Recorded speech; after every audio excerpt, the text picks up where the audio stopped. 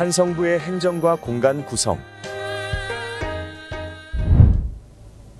이번 차시 학습 목표는 한성부의 관할과 행정구역을 설명할 수 있다. 한성의 도시공간 구조를 이해하고 분석할 수 있다. 입니다. 위의 사진은 한성부 청사 모습으로 오늘날 서울특별시청에 해당합니다. 앞에 서 있는 사람들은 한성부 관료들로 이렇게 짐작이 됩니다. 한성부라는 일정한 공간을 관리한다는 점에서 보면 한성부는 지방관청의 성격을 띠고 있지만 왕조의 수도라는 점에서 중앙의 육조와 동격의 관청으로 취급되었습니다. 한성부의 수장인 판윤 또한 육조 판서와 같은 정입품직이었습니다. 처음 이곳을 수도로 정할 때는 한양부였기 때문에 한양부였고 이후에 한성부로 이름을 고쳤습니다. 그러나 조선시대 사람들은 서울을 주로 한양으로 불렀습니다. 관청은 한성부로 지칭을 하는 경우가 많았지요. 한성부는 호적관리와 작성, 그리고 치안과 소송, 행정 업무 등 그러한 사법기관의 역할도 했습니다. 여러분들이 오른쪽에 보시는 이 도장은 한성부에서 공식 문서에 사용하는 도장입니다. 글씨는 한성부인이라고 해서 뜻은 한성부의 도장이라는 의미를 지니고 있습니다. 조선시대 한성부 청사는 어디에 있었을까요?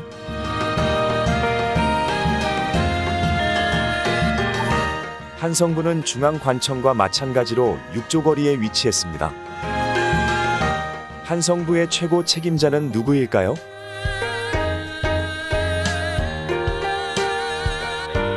한성부 최고 책임자는 한성부 판윤으로 직급은 정입품 판서급으로 어전회의에 참석하는 등 위상이 높았습니다. 태조 이성계가 1394년 10월에 한양으로 천도할 때 서울 지역은 경기도 한양부였어요. 그래서 우리는 한양천도라고 이렇게 부릅니다. 천도 당시에 궁궐이 건설되지 않았기 때문에 태조는 한양부 객사에 머무르면서 정사를 보았습니다. 그러다가 1년 후인 1395년 6월에 한양부를 한성부로 고쳤습니다. 그래서 이후 조선의 수도는 한성부라고 이렇게 부르게 된 것입니다.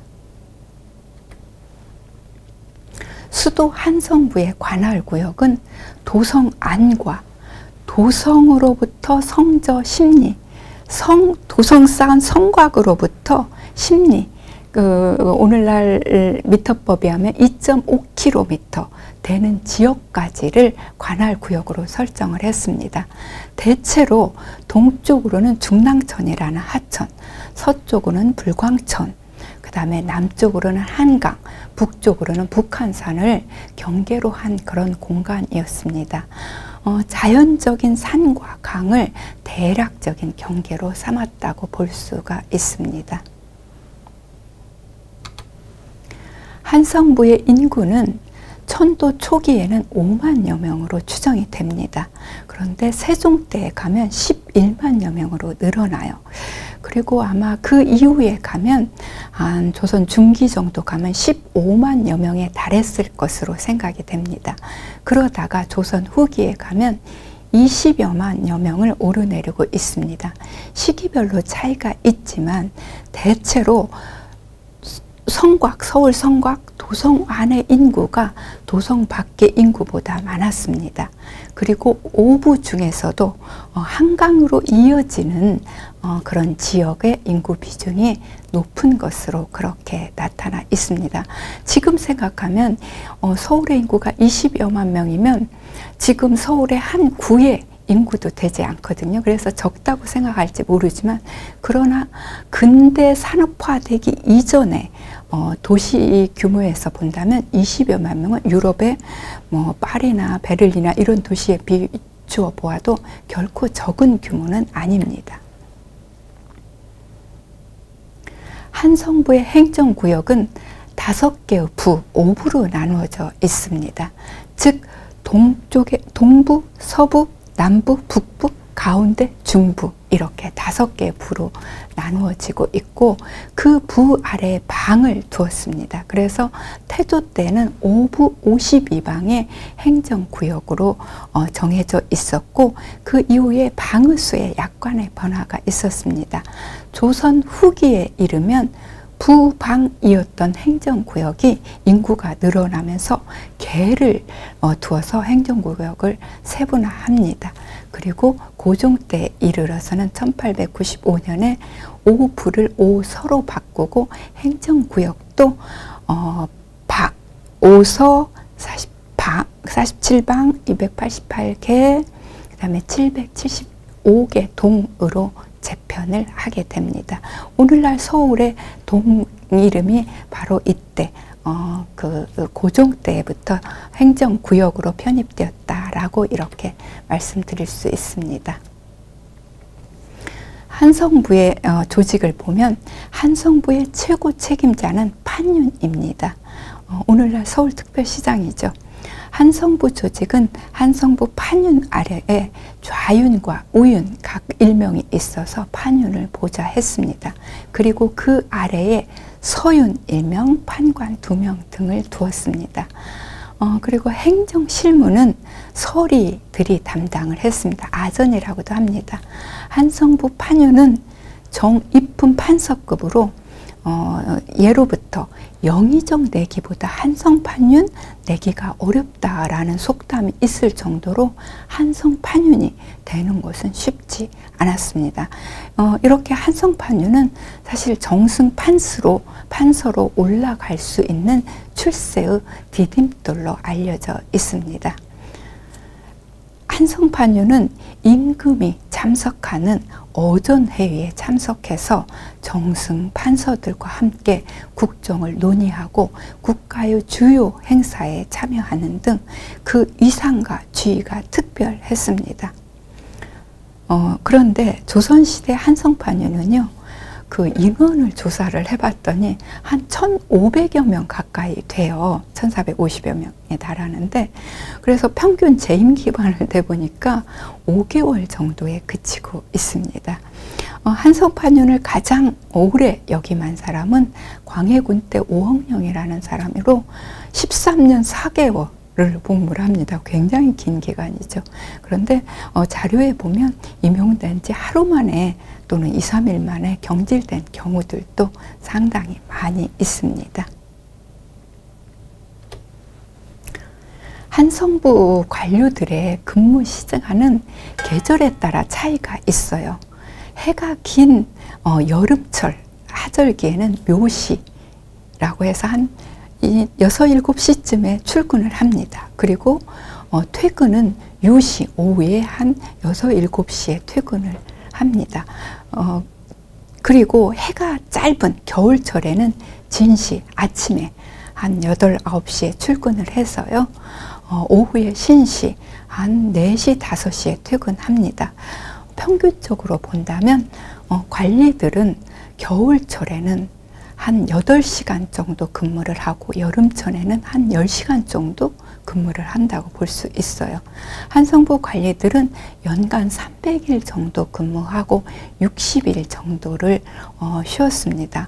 휴일은 대체로 매달 1일, 8일, 15일, 23일 정도에 쉬고 뭐 입춘이라든가 입하라든가 왕의 생일이라든가 이런 날에도 쉬었습니다. 사실 그 휴일을 보면 일요일을 기준으로 한다면 일주일에 한 번 정도는 휴일로 쉬었던 것으로 이렇게 나타나 있습니다. 한성부의 건물은 모두 176칸으로 상당히 건물이 커요.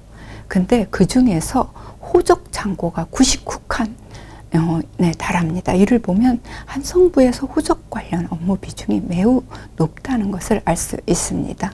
한성부 업무는 호적 작성과 관리, 시장과 점포 관리, 주택 관리, 도성 순찰 등의 다양한 일반 그 주민들의 행정 업무를 총괄적으로 수행을 합니다.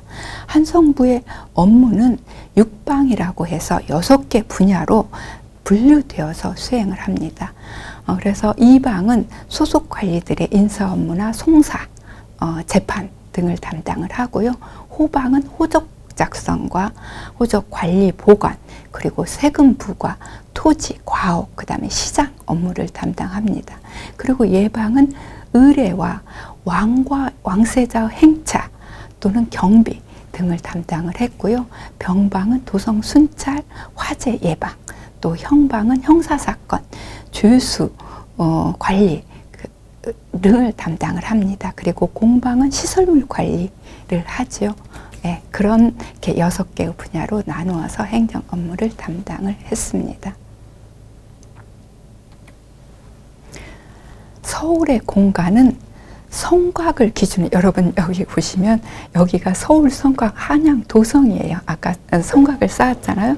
여기 서울 성곽을 기준으로 성 안과 성 밖으로 이렇게 구분이 됩니다. 성 안은 여러분이 보다시피 경복궁, 창덕궁 등 궁궐이 있고, 여기 종묘, 사직, 그 다음에 여기 관청, 이 종로거리, 여기 남대문의 시장 등등이 조성되어 있습니다.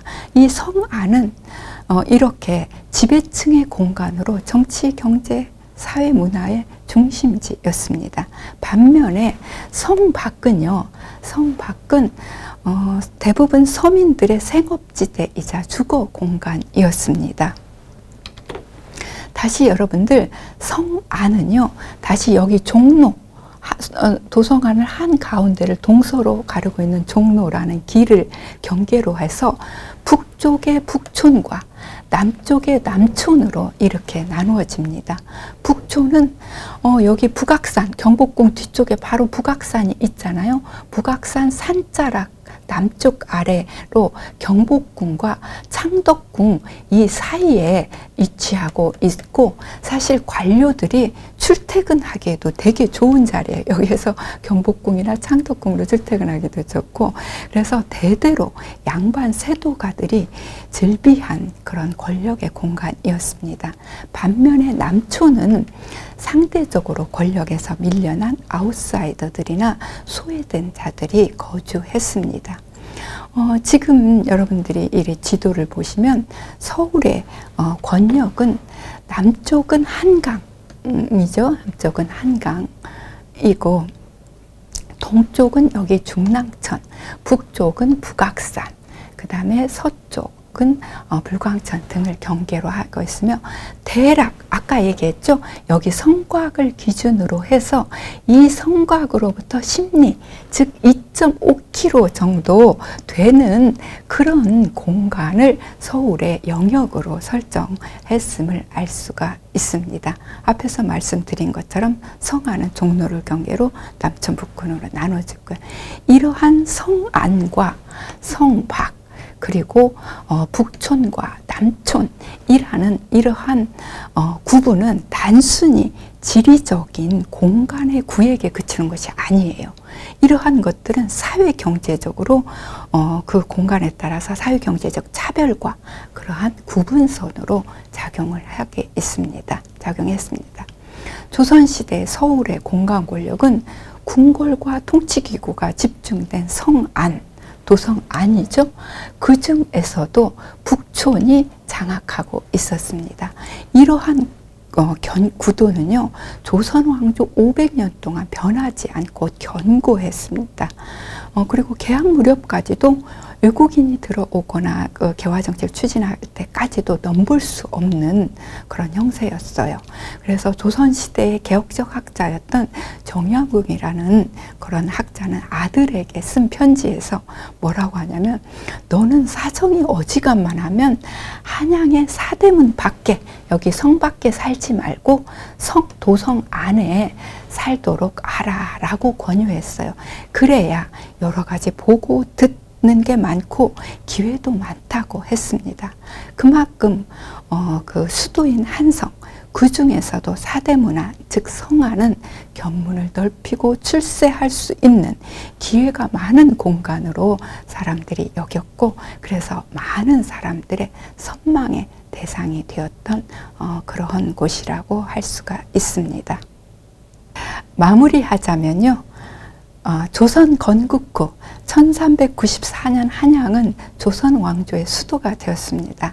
한성부는 조선 왕조의 수도로서 독립적 지위를 갖고 특별한 위상을 차지했습니다.